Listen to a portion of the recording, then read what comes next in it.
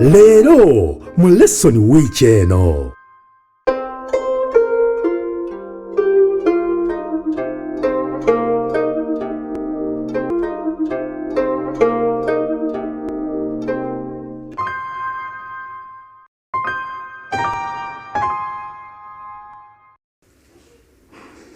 Omulungi omulabi waffe twesimye nnyo okubuuzaako mu linnya egganzi lya Mukama waffe Yesu Kristo. Twagala okwebaza kubanga oli wamu naffe ku 3ABN amazima gatajunguluddwa. Eno puroguramu yaffe lesson week eno bwetugenda mu maaso n'okwetegereza bwino nga bwawandiikiddwa mu lesoni zaffe ez'abakulu era nga tuli ku namba 11 oba sabiti 11 nga tuli mugezaako okwetegereza ebyo tuyinza okuyaayanira ebisingawo, longing for more. Yes, era nga omulamu omukulu twetegereza ebifaananyi by'endagaano enkadde, kiki kye bitukubira mu kiseera ky'endagaano empya ate ne mulamu waffe obwaleero. Of course abantu bangi tutera okugamba nti endagaano enkadde teyeetaagisa nnyo, naye tugenda kizuula nti ebyo byonna ebyawandiikibwa mu ndagaano enkadde byawandiika okutuyamba okwongera okubeera abakkiriza mu Yesu Kristo n'okwongera okwenyumiza mu kiwummulo nga bwe kiri Mukama waffe Yesu Kristo. Ku ppande eno sirinzeka Yonasaani ndi wamu ne ttiimu yange Kabiriiti ya mukadde wange Mwami Dembe Herbert, ate ku luuyi luli ne musumba waffe Kimbugo Yobu wa East Kampala. Kkiriza mukwano gwaffe basooke bakubuuzeeko tuweeyo okusaba tubeere nga tutandika butereevu enteekateeka yaffe. Omulabi waffe omulungi atuwota obulirawo ku lutimbe lwa 3ABN nkulamusizza nnyo mu linnya lya Mukama waffe Yesu Kristo. Era okusaba kwange nti ekyokuyiga ekya wiiki eno kikubeerere kya mukisa osobole okukenenulamu ekyo ekyokuyiga ekigenda okukuleetera okuyaayaanira ebisinga bye tulaba mu bulamu bw'ensi eno. Tusobole na okubeera mu ggulu. Amen. Yesu omusumba waffe n'abuuza ku baalabi baffe. Nange mbaanirizaako mu linnya lya Mukama waffe Yesu Kristo, amannya nze Kimbugo Yobu, omuweereza w'enjiri ya Mukama waffe Yesu Kristo. Neebaza Katonda kubanga atusaasidde olwaleero okubaako ebintu bye tugenda okuyiga mu kyokuyiga kino. Lesoni eno ey'e11 nkulu nnyo mu bulamu bw'omukristaayo. Nsaba amatu amu n'amaaso gatwegeke tulyoke tubambaga olugendo luno olugendo tutuusa mu bwakabaka obw'omu ggulu. Weewaawo so omusumba waffe weebale nnyo balire ddala kubanga gaffe omulabikkiriza tuwombeeke egy'oli eyo tugenda kuba tuwaayo okusaba ate tubeere nga tutandika. Mukadde waffe Mwami Dembe Herbert tuweereyo okusaba tutandike. Katonda waffe, Katonda kitaffe omuyinza wa byonna era yatonda eggulu n'ensi, Katonda waffe atwagala ennyo era atusobozesezza okulabikako mu maaso go nate mu kaseera kano ku lutimbe lwa 3ABN. Tukwebaza omukisa guno era netukwebaza n'olw'abaganda baffe munnaffe oyo atulaba nga tugenda wamu okuba nga tuyiga. Mukama tukukwasa buli ssekinnoomu ku ffe, omwoyo wateeketeeka emitima gyaffe era atusobozese okuyiga naffe kennyini abakubaganya ebirowoozo wano mu studio. Twogere ne Pawulo nti nkuba omubiri guno bwe mba nga mbuulidde abalala nze nneme kubeera oyo atasimbibwa. Olyoka ogulumizibwe mu bulamu bwaffe emirembe gyonna mu linnya erya Mukama waffe Yesu Kristo tusabe n'okukkiriza. Amiina. Awe w'ekitiibwa Mukama. Kubanga munnange tukyatambula ffenna mu nteekateeka eno. Kawungeezi kano nga twaniriza Sabbath twongera okugamba nti happy Sabbath. Happy day of rest. Yes. Happy Sabado. Sajja ba Spain si bayita happy Sabado. Ate bali abawala bayita sibo alusabit. Abawala bayita sibota. Wane waffe Buganda ezo zonna wazikwata. Sabiti. Sabatoni basajja abayonaani. Badde ndowooza omulembe gw'ennimi gwako maluli.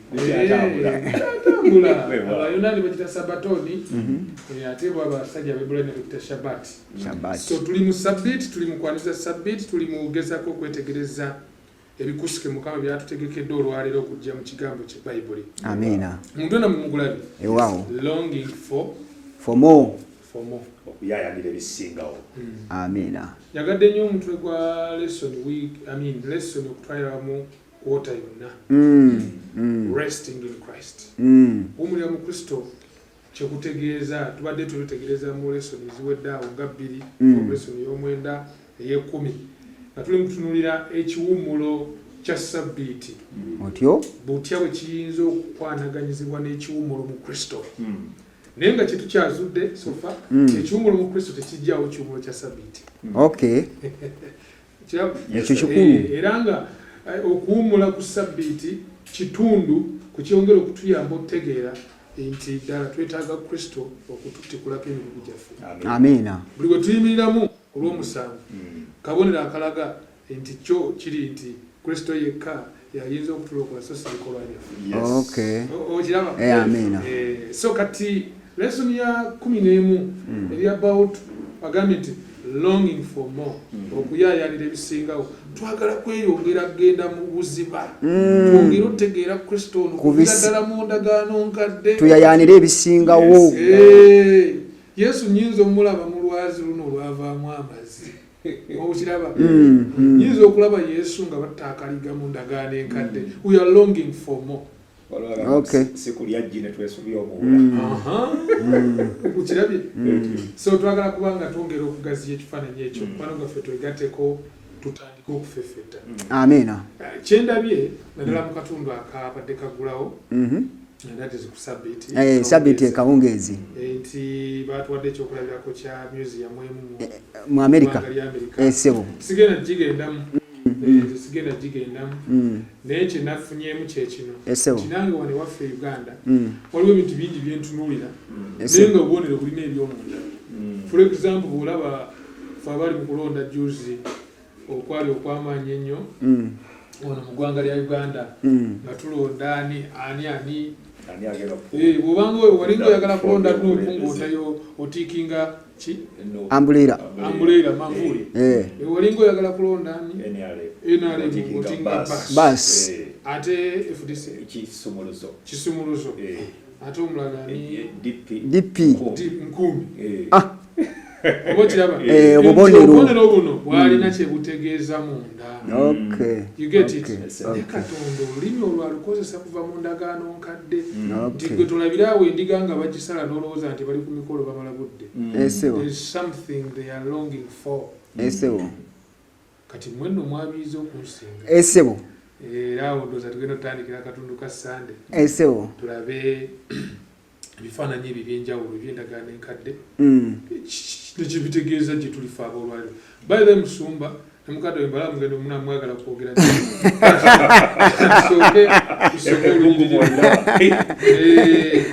olunyiri luno bakolinsi ekisooka essula 10 oluyiri olw'omukaaga oluyiri okutegera olwonna lwagadde lulungi ddala mukkirize lusomesebwa abakolinso ekisooka essula 10 oluyiri olw'omukaaga lugamba nti naye ebyo byali byakulabirako gye tuli otyo tulemenga okwegomba ebibi era nga bo we beegomba ebibi ebyo byali byakulabirako gye tuli mukkirize esomero olw'ekkumi esebo era temwemulugunyanga otyo nga bamu ku bo we beemulugunya ne bazikirizibwa okuzikiriza olw'ekkumi n'olumu naye ebyo byababaako abo okubeera ng'ebyokulabirako era byawandiikibwa olw'okutulabulanga ffe abatuukiddwako enkomerero z'emirembe. Kaakati 6 ne 11 bifaanagana. Oba okiraba byogera kyekimu. Ebyababaako bye baayitamu bye baakolanga bye baalabako bye baawulira okubeera ekyokulabirako gye tuli twagala okwetegereza. Kada fa utandikira awo. Amina. Musumba nga bwajja. Amina. Nebaza Mukama olw'ekyokuyiga bannange kino kubanga ekyokuyiga kino kituzigula ne kituwa amaaso agasobola okwongera okutunulira ebintu eby'omwoyo. Bajjajjaffe abo baasomoozebwa olw'okuba nti nno essira baaliteeka nnyo ku bintu eby'omubiri ebyokwegomba kw'omubiri. Tunaalya ki, tunaanywa ki, tunaayambala ki, bannange gundi okitegeera. Ne beerabira Katonda eyali mu masekkati gaabwe kubanga Katonda yali mu masekkati gaabwe yali abateekateekedde entanda namutayiika otyo entanda ey'okubawa obulamu obulungi naye obulamu obwo ne babusamba eri ebbali obw'omwoyo Katonda bye yali abaagaliza so ne bava ku mulamwa ne batandika okugoberera bo okwegomba kw'omubiri gwabwe kwali era kyekino ekiviira ddala ku mulamwa guno gwe tuliko okugamba nti no okuyaayanira ebikola ki ebisingawo omuntu okusobola okufuna ekisingawo kikugwanidde okutegeera waliwo bwe bazanyanga kantitwale bwe nti omwana omuto okumuleetera katugambe ballooni owulidde kakati ate noleeta ne ssente waliwo gwe nalaba nga agamba omwana alondeko kyakola ki kyasinga okwagala ak'emitwalo 2 n'aleeta ne ballooni n'emunyumira kati omwana yalondawo ballooni naye ng'ekyamulonzaawo ballooni olw'okuba nti no ye kwegamba ssente amakulu gaazo teyagakola ki kati n'olw'ensonga eyo ffe ng'abantu ba Katonda kitugwanidde okutegeera amakulu ag'ebintu eby'omwoyo bannange bw'ofiirwa obulamu obutaggwaawo oba ofiiriddwa kyenkana kitya oba ofiiriddwa kyenkana simanyi ondaba musumba y'omu kale y'ensonga lwaki ekyawandiikibwa kino munnaffe kyatusomedde mu Bebbulaniya essuula Abakolinso ekisooka essuula ey'ekkumi bwe tuba tugenzeewo tusomewo kodooza tutandikirawo ku lugiriri olusookera ddala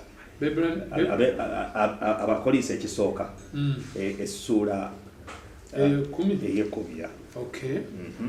okuba ku lugiriri olusooka agandi kubanga saagala mu abooluganda obutategeera bajjajjaffe bonna bwe baali wansi w'ekire era bwe baayita mu nnyanja era bonna bwe baabatizibwa eri Musa mu kire ne mu nnyanja kakati sooka okomaawo kakati waneeno omuwandiisi atuleetera obubonero buno ne tulaba kiki ekyakolebwa mu biseera ebyo kye tulina okutunulira okusukka ne ku kye tusoma obusomi kwegamba Katonda buli kyakola it's like kabonero kina kyekitegeeza n'amakulu ameekusike getugwanye okukenenula tulyoke tukikole nga tukikola n'okukola ki n'okuyaayana mu mitima gyaffe bw'akugamba nti nno okuuma essabbiiti otegere lwaki akugamba okuuma essabbiiti lwaki si lunaku lulala lwonna lwaki si Tuesday lwaki si Friday kakati waneeno bwatuuka ku kyokubatizibwa ne batulaga engeri Isirayiri yonna engeri gye bakola ki gye babatizibwamu naye okubatiza kutegeeza ki okwo okuyingira mu Yesu Kristo kubwa ssekinnoomu nga teryako akukkiririza wabula ng'okkiriza ku lulwo n'oweewaayo n'otwala obuvunaanyizibwa obw'okumutegeera olyoka otandika okutambulira mu ki mu kwagala kwe so okusala ennyanja emyufu ne badde emitala kaali kabonero ak'okubatizibwa baire wali okubatizibwa kwa mirundi ebiri okubatizibwa okw'okunnyika Yesu niye yakubatizibwa Yokaana yamubatiza okubatizibwa Mwoyo Mutukufu essebo byanjawulo naye ate bikwatagana era Yesu yagamba nti omuntu yatayinza kuzaalibwa mulundi gwakubiri okuggyako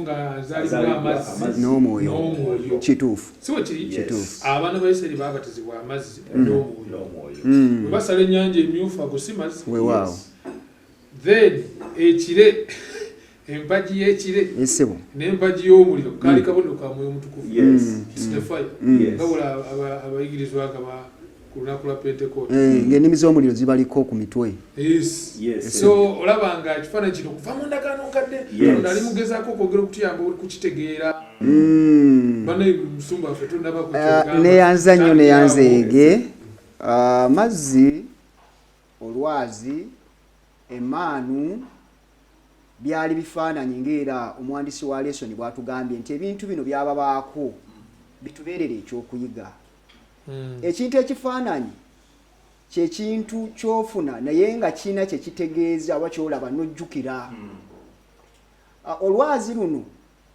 Abebulaniya oba omuwandiisi w'Abebulaniya lwagamba nti lwali nabo lwatambulanga nabo mu ddungu Bakolinso essuula eno agamba nti olwazi luno lwali lutegeeza Kristo wadde tebaalaba Kristo mu mubiri naye olwazi luno lwe bakwatako olwali luvaamu amazzi lwali lutegeeza Yesu Kristo agenda okujja abeera amazzi agamba nti nze mazzi omuntu yenna bw'anajja tojjukira bwe yasinkana n'omukyala bwe yali ku luzzi n'amugamba nti agwo oli mu kubonaabona n'ebidomola ojja kujjuga senieri mnyoti ojja kuddamu omuntu anajja ne muwa amazzi ago tagenda kuddamu kuluma nnyata omukazi erindako amazzi ago lwaki togampa nesiddamu kubonaabona olwazi olwali lutambula nabo mu Palestine eddungu omusana gwaka era lwaki boogera nnyo Abayisirayiri ku mazzi kubanga twali tuzzi mu ddungu nga tebalina mazzi kati Yesu afuuka amazzi aganywebwa bana abasajja Fiwane Uganda balina Lake Victoria guno omugakiro ogukkirira awo ne buyira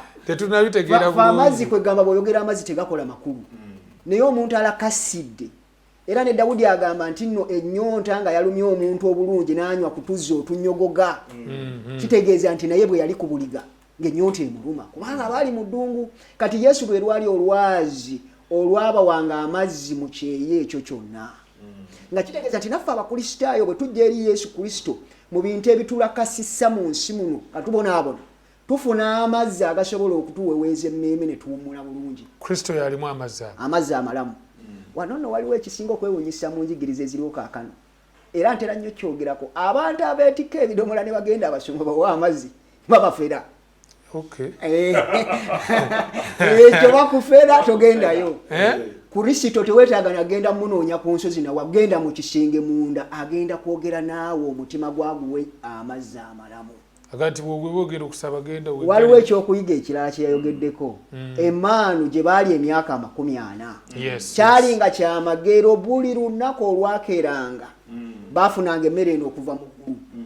Naye emmere eno yabakusa era tebaagendako kulima kasooli na biki wabula Katonda n'abalisa kyova olabanga. Ne mu kitabo kino ekiyitibwa eky'amateeka olwokubiri omusajja ono agamba nti yabawa emmere naye emmere eno yali mmere eva mu ggulu nga ye Yesu Kristo bw'agamba abasajja bano Abayudaaya nti nze emmere namu alyanze agenda kukutibwa agenda kukuta enja ategenda muluma ategeeza nti bwe tugenda eri Yesu Kristo ne tumulya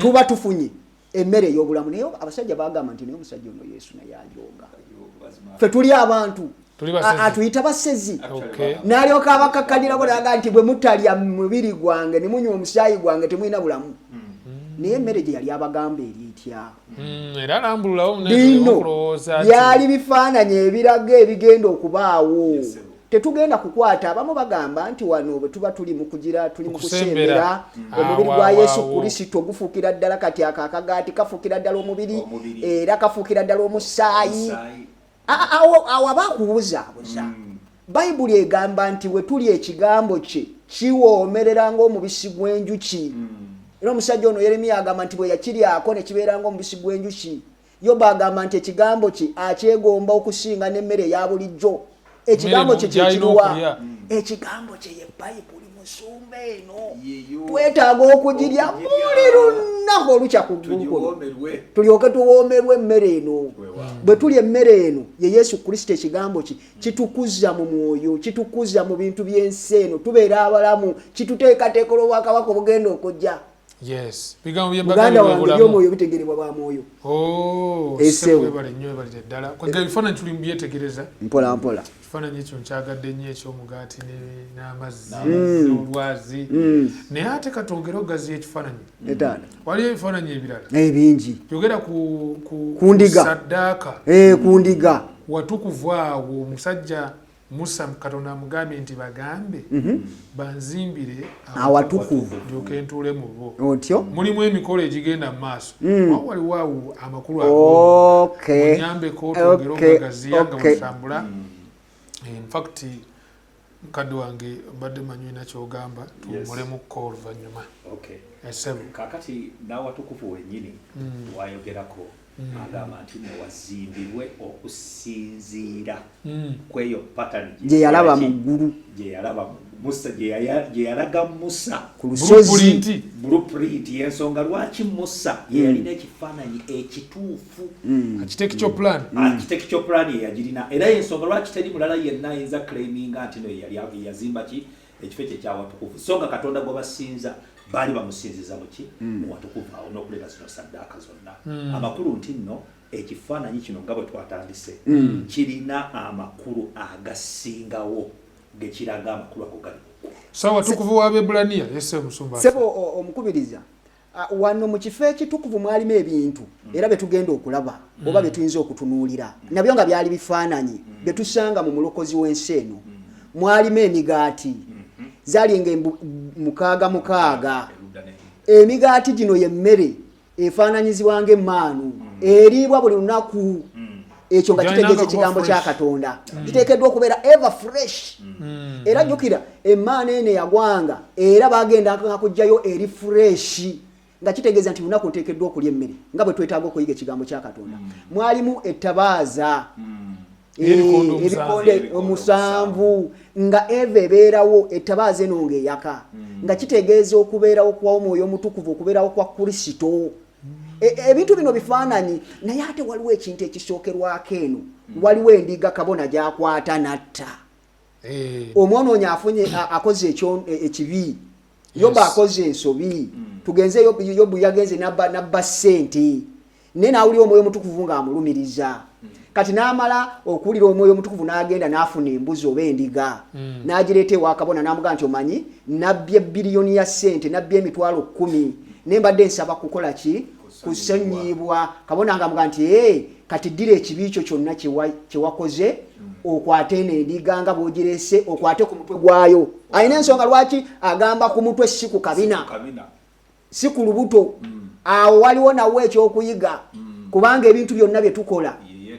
tusalawo busazi amagezi wano watuula wano Omwoyo Omutukuvu okutulunganya n'ekibi wano kyava agamba nti nno omuntu okwonoona kwegamba byalidde si bye bireetera omuntu okwonoona naye endowooza y'omuntu n'akwata ng'agamba nti nga bwe nayonoonye ebibi byange mbiteeka ku mutwe gw'enendiga n'alyoka ayogera ebibi ne bitransferingibwa ne bijjibwa kwona omuntu ne bigenda ku ndiga endiga eno yategeeza ki endiga n'agikwata n'agisala neefa mu kifo ky'ono omuntu yabadde agenda okufa okimanyi bayibuli ng'egamba mu kubikula nti Yesu Kristo omwana gw'endiga ogwattibwa okuva ku kutondebwa kw'ensi Yesu Kristo bw'ajja n'afa ku musaalaba e Gologoosa n'adda mu kifo ky'eri endiga eyafa olw'omwonoonyi oyo so yasonganga ku Yesu endiga nga kitegeeza nti nange bwe nnyonoona kaakati seetaaga kaliga neetaaga genda bugenzi eri ne ŋŋamba Yesu nti bambi saasire ebyonoono byange ne biva ku nze ne bidda ku Yesu Kristo ataakola kibi ng'eri endiga bino byali bifaananyi kwegamba n'ebibi bino si bibyo Yesu yabisasulira omusana nga mungi munda abikujjako n'abiteeka ku endiga nze nina kyenjizeemu awo kyabamukirize nkibategeeze nga tukomewo mu kuwumulamu omulabi waffe bwe tukomawo tugenda kubanga twongera okufeffetta munda tulabe ebifaananyi ebyenjawulo sigalawo naffe ku 3ABN. Weekuumire ku program Lesson Week eno.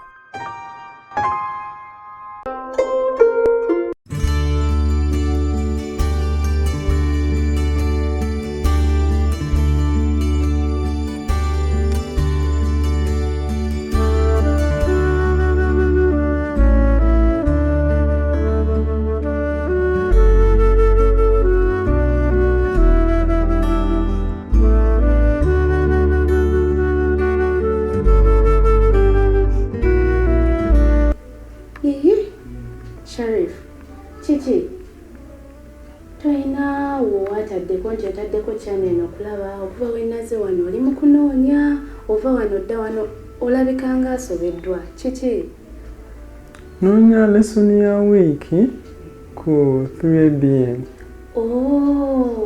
Nze nno nsubira olabika onoonya program obudde obukyamu.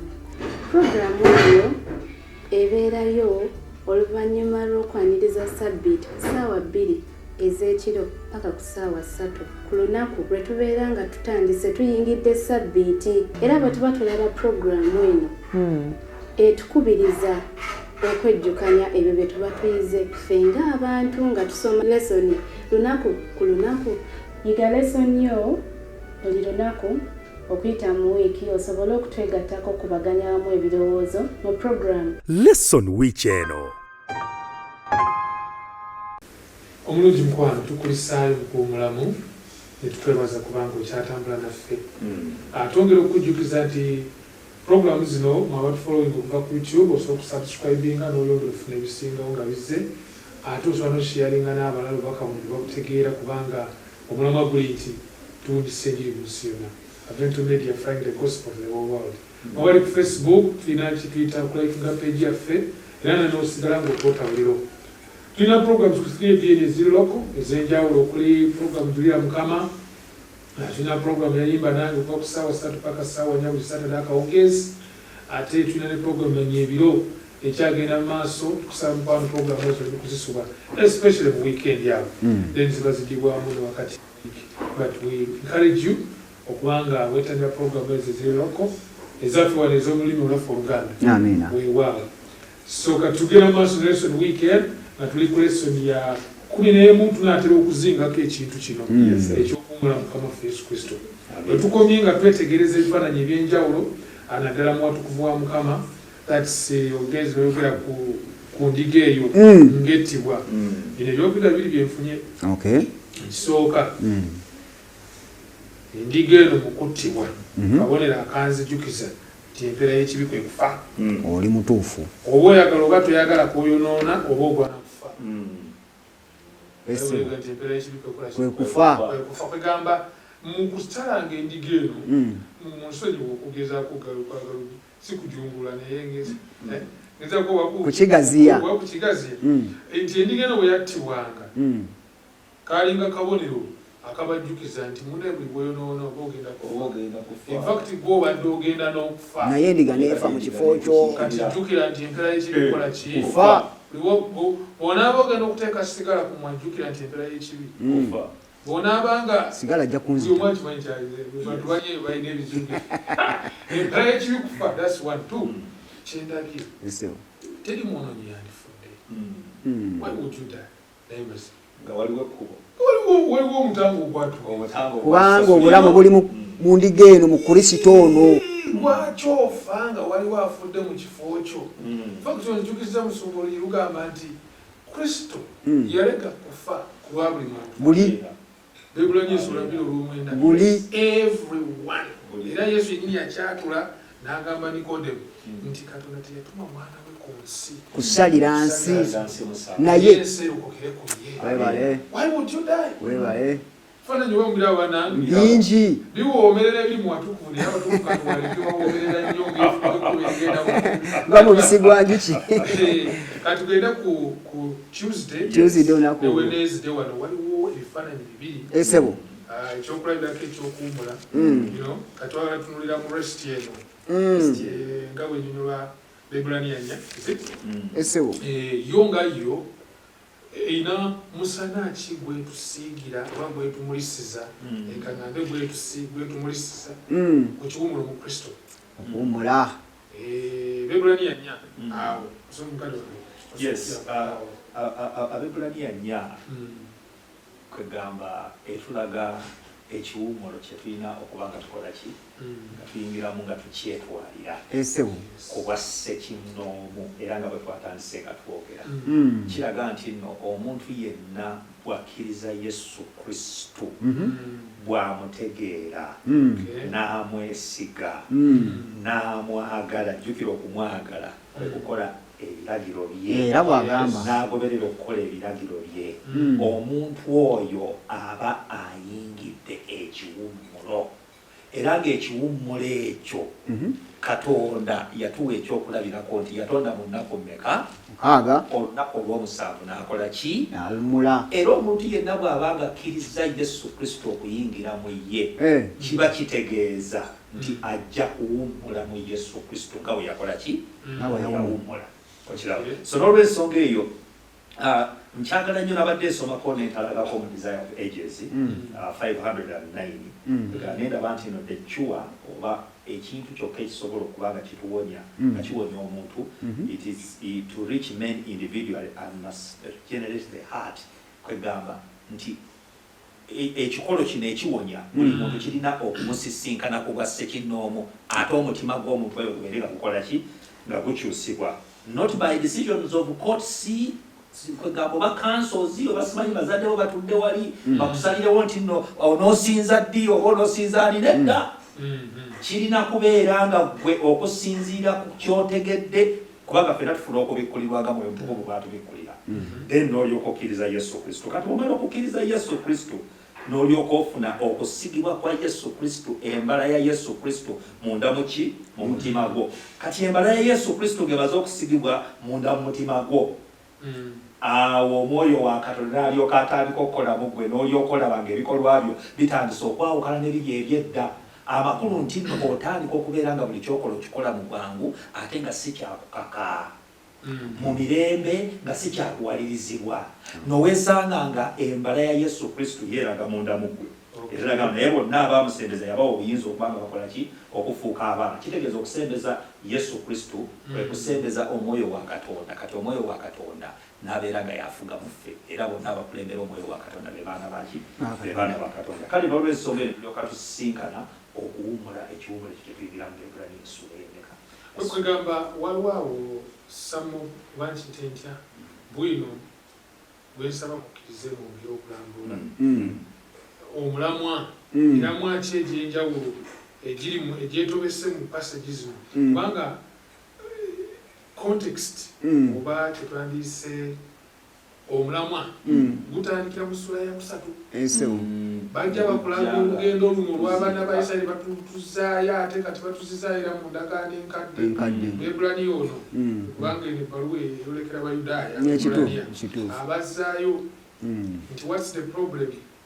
Problem y'abaana bali balina obujeemu mwani nyambeko okubaziiza abantu abo kakati okuwummula kuno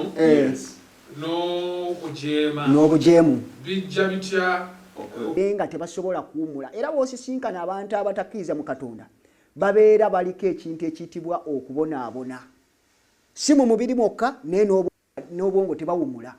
Kyova olabanga ye Katonda ekintu kino akitwala nga kinene nti bw'amala okutonda Adamu kyamusookezaako kuwummula, bw'amaliriza okutonda mu nnaku 6 kyazzaako kuwummula, bw'amaliriza okukola ebyo n'abaana ba Isirayiri okuviira eddala ku Adamu abalaga nti okuwummula kintu kikulu kubanga gye munaakoma okuwummula mujja kujja muwummulire gye ndi mufune emirembe. Ekisinga okwewuunyisa nti abantu bonna bwe tumala okukkiriza Katonda tetumuggyako amaaso ensi bwetukwata tetuta. Kyova olabanga Musa ne Alooni baleeta obubaka obupya nga Isirayiri bakifudde kwegamba babafudde basireevuzi baddu tebakyawummula. Falaawo abakozesa emyaka 4 tebawummula. Musa abeera omuntu agenda okuleeta obubaka obupya abantu baddemu bawummule. Bannaye muwummule. Falaawo n'agamba muleeta akajanja mwagala kuwummuza abantu kubajja ku migugu gyammwe gyabwe. Nga kitegeeza nti okuwummula kuno kitegeeza okujja eri Katonda n'otegeera nti mu nnaku 6 byonna bye nkozesa ye yabitonda, leero nzize kuwummula mbonyeebonye nsaasira Katonda wange. Era njagala kukusinza kubanga bino byonna bye nkozesa gwe wabikola. Ku luno olw'omusanvu nkuwa ekitiibwa n'ettendo. Waliwo ekitabo ky'omwoyo obunnabbi ekinsanyula ekigamba nti singa twagezaako oba abantu singa bagezaako okutegeera ekiwummulo kino ne bajja olunaku lwa Ssabbiiti ne bawummula, tewandibaddewo omuntu yenna mukafiiri wansi wano wansi w'eggulu. Omanyi lwaki? Kuba buli muntu yenna bw'amala okukola emirimu akomawo n'asinza Katonda nti Mukama by'onkoze byonna gwe obimpadde mbikoledde mu nnaku 6 nga bwe wakola mu nnaku 6, kati nzize kusinza nzize kuwummula. Bwe nzijja okuwummula nno ku Katonda wansi w'omukono gwa Katonda nsangawo awummuza ebyo ebirowoozo ye Yesu Kristo n'empummulira mu ye. Wano no waliwo ate endowooza endala. Abantu bagamba nti bwe tukkiriza Yesu Kristo n'atuwummuza tetwetaaga ate kukuuma Ssabbiiti. Ekitali kituufu kubanga Ssabbiiti yetuteekateeka tujje eri Kristo tumutegeere atuwummuze, ate tetukoma ku Yesu Kristo wano watuwummuliza atuteekateeka tugende tuwummulire ne mu nsi empya. Kati alina kyayogera nti temugezaako ne mukkakanyaza emitima gyammwe nga bali, kubanga bo tebaawummula. Baabajjayo e Misiri ne basigala e Misiri. Batuuka mu ddungu mu kifo kuwummula ne basigala nga bayaayana baddayo e Misiri, nga tugamba nti naffe bwe tumala okujja mu kiwummulo kya Ssabbiiti tetukakanyaza emitima nga bali kubanga tebaatuuka mu kiwummulo ne Yoswa teyabawummuza. Bateekeddwa okuwummulira mu Katonda n'abatwala mu Kanani naye tebakkiriza. Kembadde njagala okwongerako ke kano ak'ekintu eky'obutawummula kye bayita okuwankawanga, obutamatira. okusitunkana. Ekintu ekyo kireetebwa omuntu bw'abanga atambulira mu busobozi bwe ye. Yesu Kristo ye byonna mu byonna gye tuli. Era bwe tuba nga tetunnaba kuyingira mu Yesu Kristo tetusobola kufuna kiwummulo olw'ensonga nti emitima gyaffe gisigala nga gikola kigezaako n'abantu bano abeeyita banna bizinensi abafubi okulaba nga bagoba ebintu by'ensi okugaggawala alina bizinensi ezitawummula alowooza kukola ssente alowooza kuteekateekera baana alowooza kukola ki naye ng'omutima gwe tasobola gamba nti yakola ki awummula. Kakati ekyo tusobola kukifuna mu ngeri emu yokka nga tusembeza Yesu mu mitima gyaffe. In fact mukkirize waliwo wano ensonga gye nsaba twongere okutegereza ekifaananyi batuwadde ekyokulabirako kyokola ki ekyokuwummula context omusajja n'agireeta nga nyagadde nnyo nti main focus y'ebigambo bino okuva mu Beebulaniya 3 uyo tuli mu nnya teri nnyo kunyweza nti enyweza sabbiiti ye ali mu kugirayo ekifaananyi kino eky'abaana ba Isirayiri mu ndagaano enkadde ng'alaga tiyemu ku nsonga lwaki baalemererwa okuganyulwa mu njiri ya sabbiiti mu njiri ya Kristo eyababuulirwa mu ndagaano enkadde ffe nange bwe tugirabye tugisomyeko okuva eno emabega. The point was they didn't mix the perception with the faith. Tebalina kukkiriza Katonda mu kukkiriza. Okay. Okay. Kusoma Bible tugisoma. Kusoma kubikola Bible kuva mu ndagaano enkadde paka mu mpya. Osobola okubeera ng'owulira samuni. Naye as long as omutima gwo tegulina kukkiriza tegukkiriza ky'owulidde tegukisembeza tojja funa mukisa guli gwa kuwummula. So I mean, I don't know bamugeza kola nti kyoyogera nkirabye nti abaana ba Isirayiri balemererwa okuyingira mu kiwumulo kya sabbiiti bakiyimirizeemu because of unbelief. Ekireetera omuntu obutakkiriza nsingo nkakkanyavu bujeemu. Omuntu yenna bw'abe ate bwe tugenda okulandulula ku bigere obujeemu kyeki. Omusajja ayitibwa Yokaana yakyogerako mu bbaluwa esooka essuula 3:4 agamba nti ekibi bwe bujeemu. Kati omuntu awoomerwa ekibi ng'omubisi gw'enjuki abeera n'ensinga enkakanyavu. Buli lw'omulaga amazima agaana amazima. Era bw'agaana amazima olw'obujeemu tasobola kukkiriza ky'amazima kimubuuliddwa. Nga kitegeeza ki nti Abayisirayiri abaali bava e Misiri baali bakakanyavu baali bajeemu ne batakkiriza. Naye atugamba ekigambo kino kibannange naffe tutunuulire ebintu bino tetugwa mu katego Setaani ke yasuula mu bantu bano ne tuwoomerwa ekivi ng'omubisi gw'enjuki ne tubuulirwa amazima ne tujeema ne tubeera bakakanyavu kubanga ekibi bwe bujeemu. Waliwo ebintu bye tutunuulira mu nsi muno ebiyinza okutudrivinga ebiyinza okututwala ne tutandika okujeema mu nsi muno bingi. Ate no nga biri mu maaso gaffe nga bw'obiraba biringa ng'ebiwoomerera naye nga bikutwala mu kubuzaabuzibwa.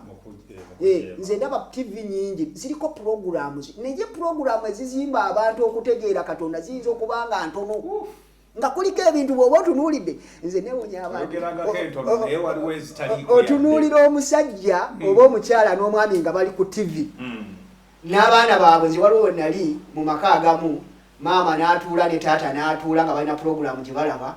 Abaana bwe bajja bo ne basitukawo naye nga batibye gye sisobola kulaba mwana wange naye nga waali nga gyejja kuba lwakiyinza okulaba puroguramu nga Yesu bw'ajjanja kwekweka. Kitegeeza nti TV eziri ku nsi kuno zituleetera okwagala ebibi ebyo ne bituleetera okugimanga n'ekigambo kya Katonda bwe kijja kikuba kuli ekiddayo. Ebigambo bye tuwulira ennyimba eziyimbibwa zituleetera okukakanyala omutima. Kyava tugamba nti kaakati mubeere bagezigezi temujeema nga bwe baajeema. Era wano omusumba waliwo okulabula mu Beebulaniya 3:12 enti mwekuuma abooluganda omutima omubi ogw'obutakkiriza gulemenga okuba muntu yenna ku mmwe olw'okuva ku Katonda omulamu. That was the problem with the Israelites. Kwegamba bano bonna abasajja abava e Misiri batambula mu ddungu lwaki tebatuuka abamu n'ensi ne bagirabako. It's because of unbelief. Baba ku Katonda ate bwe bava ku Katonda ebintu bye baali badde bakola ebyokugulumiza Katonda ne bibeera nga biri impossible mu masekati gaabwe. Kubanga era nga bwagamba mugundi mu Balumi essula ye 10 okunyole 14 nti nno kugamba nti munamukiriza mutyo gwe mutakola ki gwe mutamanyi mutawuliranga era munamutegera mutya nga tebabagambye nga tebababuulidde mukitegera kyegamba amakulu agakirimu gano gatulaga nti nno omuntu alina okutwala obuvunaanyizibwa olina okufuna ekiseera bw'otwala obuvunaanyizibwa otandike gwe kenyini okwecekinga munda mu mutima gwo ogambe nti no bannange ye Katonda waffe mumanyi bwembanga ddala mumanyi ntambula omukkiriza kwegamba obumulumulu bungi nnyo tulina emifunjiro mingi nnyo ng'ate kirina kukolebwako ffe kenyini kuba buvunaanyizibwa bwaffe yensonga lwaki agambye nti no mujje gye ndi mwenna abakozi eki abakoyera abazitowereddwa kubanga yekka yasobola okuba nga akola ki kakati in the process ne balemererwa okusinza Katonda nga bwe baali balina okumusinza ne balemererwa okumugulumiza nga bali balina okukola ki okumugulumiza olwaki olw'ensonga nti bamuvaako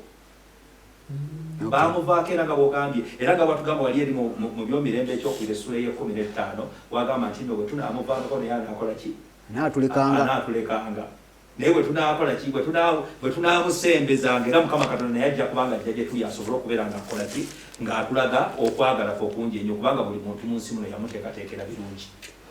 Kituufu. So kati nga tweyongerayo kino kikkaanyaako into the point, the main focus. Omusajja ali mu kulaga unbelief ejja tulemesa obutakkiriza lack of faith bujja tulemesa okwenyumiriza mu kiwumulo mwani mu Kristo. Kyova olaba kati nga bwe tugenda ku nsomba kkiriza tugende ku nti context girabe bwegaziwa aleese kati ekifaananyi kya Zabuli 9:5 awo kyekiriwo bali mu kunnyonnyola abaana ba Isirayiri abayingira Kanani nti mwebagundi muwulire ebiri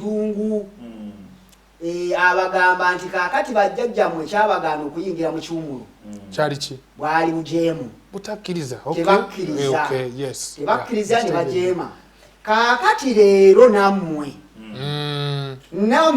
temukakkanyaza mitima gyammwe nga bajjajjammwe baba kitammwe kubanga bankema ne balaba ebintu bye nakola nti bakemya ne balaba emirimu gyange emirimu ki gyayogera wano Katonda gye bamukema baali emisiri Katonda n'akola ebyamagero byonna ebyamagero ebyali ebitirivu n'abajalira omukono ogwagoloba ne bajja mu nsi eno mu ddungu n'akola ebyamagero nga batulabye ekirere kibeera waggulu omusana ne gutabookya amazzi ne gafukumuka mu lwazi ne banywa ne bakabirira ennyama yabawa ennyama omunyonyozi agamba nti eyakuŋŋaanya entono yakuŋŋaanya kiro 10 tani namba mu makanga balyago ne bafuluma ne mu kamwa ne mu nnyindo ne mu matu ne bakema naye wuliriza nti olw'okuba baali bakakkanya emitima gyabwe ne bafiira mu ddungu kati agamba nti bakitabwe be bato be baali naye kaakano bwe muwulira kino ng'amaze okubasomera amateeka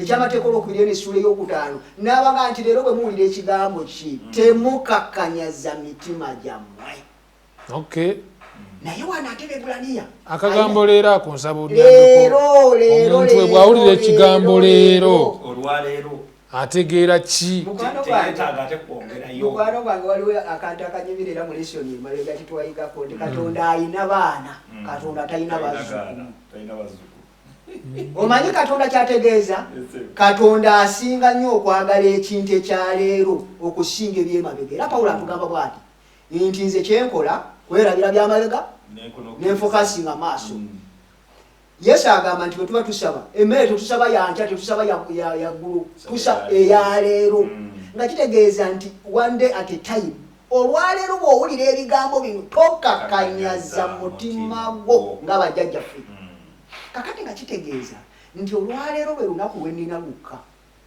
today ebyenkya sibimanyi era Yesu Kristo in fact kigambo kiri mu kitabo kyange essula ya 27 lunyiri olusooka nti tewenyumiririza mu byankya kubanga tomanyi ebyenkya olunaku lunaabeera lutya. Tayagala tugamba nti no tetuprogramminga tubeere nga tuli awo kwegamba tetulina pulaani naye kyatugamba nti ebirowoozo byaffe tubiteeke ku lwaleero tokakanyaza mutima. Amawulire gano amalungi bwe gajja kkiriza Yesu tandika okuwummulira mu ye alyoka akusobozesa okubeera n'omutima omulongoofu omugonvu oyingire mu kiwummulo. Tagenda kukoma wano ku sabbiiti tagenda kukoma wano ng'omukkiriza naye agenda kutwala ne mu kiwummulo kiri ekyensi empya ye Kanani ekigenda okujja. Okimanyi nti n'abasajja bano tebawummula wadde baatuuka e Kanani kubanga agambye nti singa ono Yesu yabawummuza tewandibadde ate nga batugamba nti ate wasigaddewo ekiwummulo eky'abantu ba Katonda kubanga tebeenenya kuwummula ne batasobola kubeera mu nsi eno nga bawummudde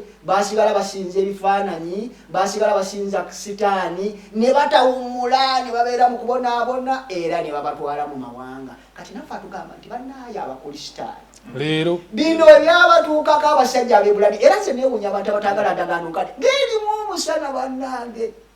Omanyi ekitegeeza kiringa ng'omuntu bw'agamba nti agenda kufumba emmere agikuleetere wano ogirabe wano naye nga tomanyi emmere bagiteekateeka batya ekuwoomera naye ate kiba kirungi bw'omanya gy'eva emabega mu ggwaatiro wali mu ggwaatiro lyonna n'omanya bulungi. Kati bwe nsoma endagaano empya nga simanyi bya ndagaano nkadde mba nina omusana mungi gwe sitegedde kati nze asomye endagaano enkadde nina bingi byenkola ki ntegeera nti bano baajeema ne batatuukayo ntegeera baakakanyaza emitima. Kati nange bwe nkitegeera ekyo ne ŋŋamba nti leero sebo leero tokakanyaza mutima gwo. mbutuufu. Sumba weebale nnyo ebalire ddala okutuyambako okutegeera obutakakanyaza mitima gyaffe kubanga Walumde mali njagala okwongerezaako awo. Yesebo. Olaba abantu balina kino ekintu ekyokwongezaayo. Procrastination.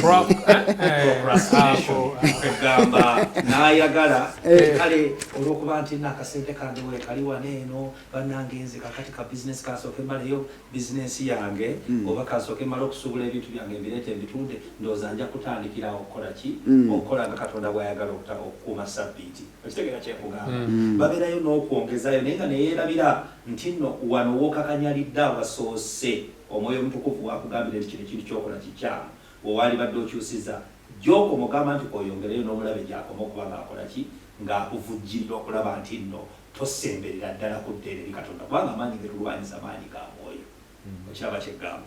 So at the end of the day okukakanyala kw'emitima kujja olw'okuba tutegedde ekibi naye ne tugaana okukita ne tusigala nga tukyekutteko olw'okuba omubiri gukyakola ki gukyawomerwa nga wali bw'ogambye.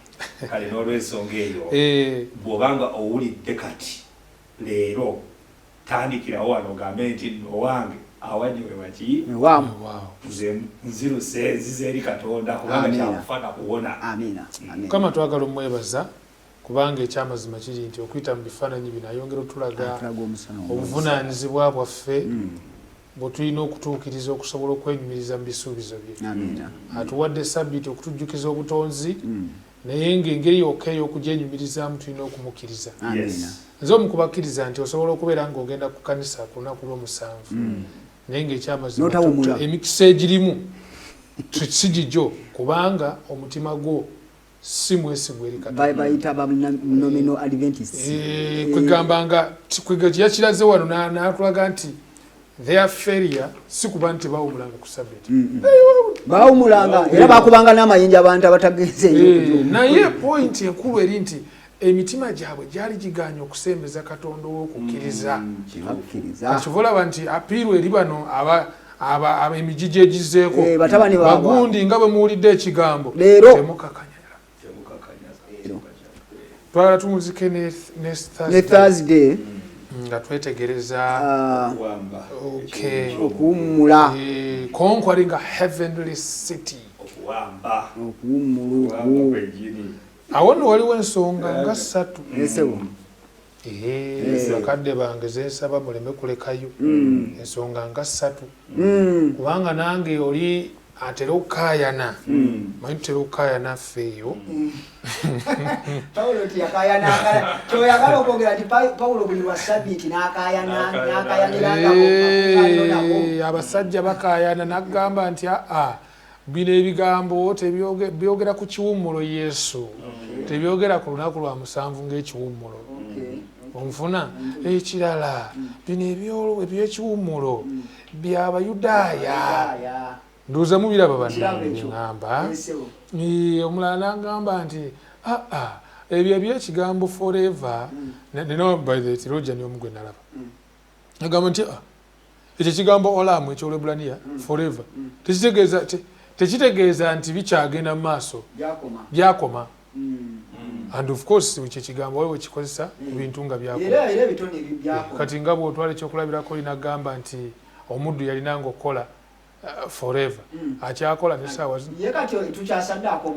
ye kambuuze ono gundi Samwiri maama yagamba nti muwaddeyo abeerenga emirembe akyaliyo so kati waliwo atera okozibwa waliwo sayansi oyo ali awo mbasaba munyambeko ku muntu oyo neyanze nnyo neyanzeege njagala kwogera ku kigambo kino ekyokukola nti nno kyayogera nti nno tubeere n'ekiwummulo ekigenda okubanga ky'Abayudaaya bokka kyo kyoba otudda mu nsumba kyejagala okukkakasa ekyo mukadde wange Pawulo agamba ebigambo bino nti kaakano njagala obbakakasa tewali njawulo wakati wa Muyudaaya n'Omuyonaani. Lwaki? Kubanga abasajja Abayudaaya bazaalibwa jjajja oba balina omusaayi ogwa jjajjaabwe okuva ku Ibulayimu. Naye kaakati bw'omala okukkiriza Yesu Kristo muzzukulu wa Ibulayimu akuleeta okubeera kati ng'ate oli mwana wa Ibulayimu. Nange Yobu Kimbugwe yeddira empologoma bw'omba nfunye omukisa okubanga nzaalibwa Ibulayimu bwe muli Abakristo kubanga nzikiriza Kristo ekibuuzo nfuuka ntya mutabani oba muzzukulu wa Ibulayimu okuyita mu Yesu Kristo. Bayibuli egamba bweti mu kitabo kino ekya Yokaana essuula esooka olwa 11 na 12 agamba nti yajja mu matwale ge naye abaali mu matwale ge tebaamusembeza. Baani abaali mu matwale ge? Yesu Kristo yaze mu matwale ge, abaali mu matwale be baliwa be Bayudaaya tebaamusembeza.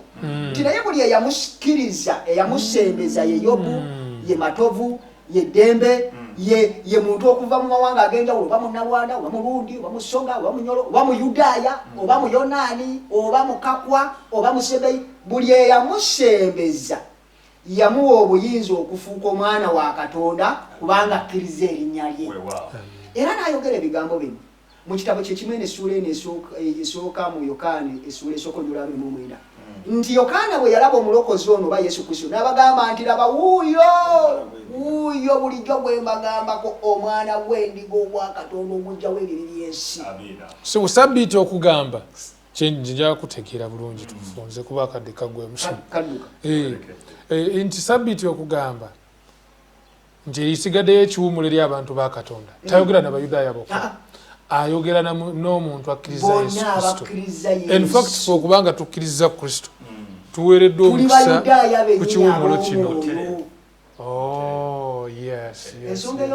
Kati awabaddewo akalala ekiwummulo ekiri mu Mukama waffe Yesu Kristo kijjawo ekiwummulo eky'olunaku olw'omusanvu. Nedda. Actually kinyweza bunyweza. Ekiwummulo eky'olunaku olw'omusanvu. Kubanga ekiwummulo ekya Mukama waffe Yesu Kristo kagamba Mukama waffe Yesu Kristo bwe yawummula mu mirimu gye gyonna twakyogeddeko emabegaawo. Omuntu yenna bw'akkiriza Yesu Kristo aba ayingidde mu nkola yaani eya Yesu Kristo. Kitegeeza nti nno tugoberera Yesu Kristo ng'omulungamya waffe. Ebyo bye yakolanga naffe kitugwanidde okubanga tubikola. Era obubonero kwe tumakingira eddiini entuufu n'eddiini enfu, obulimba n'amazima. Kubanga kati ebyo Yesu Kristo bye yakolanga bw'obeera ng'oli mugoberezi wa Yesu Kristo kikugwanidde okutambulira mu nnono ze. Kwegamba tuwunzika sumba wange nkulaba naye tuwunzika nga tumaze okukiraba nti Kristo Mukama waffe okubeera nti yalimu ekiwummulo tekitegeeza nti ate olunaku olw'omusanvu lukole ki luveewo. Era okukkiririza mu Yesu Kristo nti yalimu ekiwummulo akabonero akalaga nti omukkiriza nti yalimu ekiwummulo kubanga ku lunaku olw'omusanvu owummula. Kansoma olunyiri luno omanye ekigambo kyo kibisalamu wakati. Abibulaniya 9:10 lugamba nti kubanga ayingidde mu kiwummulo kye naye ng'awummudde mu mirimu gye nga Katonda we yawummula mu gigye. Kyekintwala ku sabbiiti okusinza kabonero akalaga nti nze nange mpummudde mu gyange nga Katonda bwe yawummula mu gigye ng'amaze okukola ensi mu nnaku 6. Kuba kontekisiti wano eri ku butonzi. Ekiwummulo kitujjukiza obutonzi. So twebaza Mukama olw'ebifaananyi bino byetulabye ebyenjawulo okuviira ddala mu ndagaano enkadde. Nyongedde okukakasa nti endagaano enkadde n'empya byonna tubyetaaga. Kigambo kya Katonda ekiramba tukyetaaga butereevu nnyo. Musajja yagera n'aga nti waliwo olupapula lwe ngenda okutula mu Bayibuli. Samwoni n'agiteeka nti mujje mbalaga olupapula lwe ngenda okutulamu. Ye agamba luno olupapula nze ndukutuddemu leero. Bagenda ne balinde balabe kikyagenda okutula bagenda okulaba ng'ayagala kujjamu olupapula olugamba olwawula endagaano enkadde n'empya. Ekigambo kiri kitya kimu. So tulabye ebifaananyi ebyenjawulo mu ndagaano enkadde nga bitusiigira ekifaananyi eky'omuwendo mu ndagaano empya. So omulabi waffe ku 3ABN tukwebaza kubanga otambudde naffe. Mukkirize bannange tuwunzikire wano lwakadde. Musumba ffe Yobu atuweereye essaala ate tubeere nga tuwunzikira. Katusabe ssibo. Mukama Katonda kitaffe ayinza byonna ataggwaawo. Tweyanza nnyo tweyanzeege olw'ebyokuyiga by'otuwadde olw'omusana gw'otuwa Katonda waffe nga tuyiga ekigambo kyo. Endagaano enkadde eno erimu omusana mungi, erimu ebyokuyiga bingi. Tusobola Katonda waffe okufuna ate ne bitukubira ekifaananyi kinene ne tutegeera omulokozi gwe tukkiriza. Yesu Kristo bw'ajja ku nsi kuno tumulaba naye tetuyinza mutegeera nnyo okuggyako nga tuzzeeyo ne tusoma endagaano enkadde. Kiro tusaba kitaffe otuwa amagezi, otuwa amaanyi, otuwa okutegeera Omwoyo Mutukuvu atubikkulire ebigambo bino kubanga byamuwandiikibwako byonna. Era Katonda waffe ebigambo bino oyongera obitegeera bituteeketeeka olw'Obwakabaka bw'obugenda okujja. Ogambye nti leero bwe tuwulira ekigambo kino tetukakanyaza emitima gyaffe ne tutafuna kuwummula nga bajjajjaffe bwe bataawummula. Tuyambe kitaffe tubeere n'okukkiriza, tuleme kubeera na nsingo nkakanyavu, era tubeere n'abantu abalina okukkiriza okutuufu. Tuwummulire mu ggwe ate bw'onaakoma kitaffe otutwalire ddala mu kiwummulo ekigenda okujja mu Bwakabaka bwo. Tusabye otuwulire kubanga tusabye nga twegayo okusaba Yesu Kristo Mukama waffe. Amen.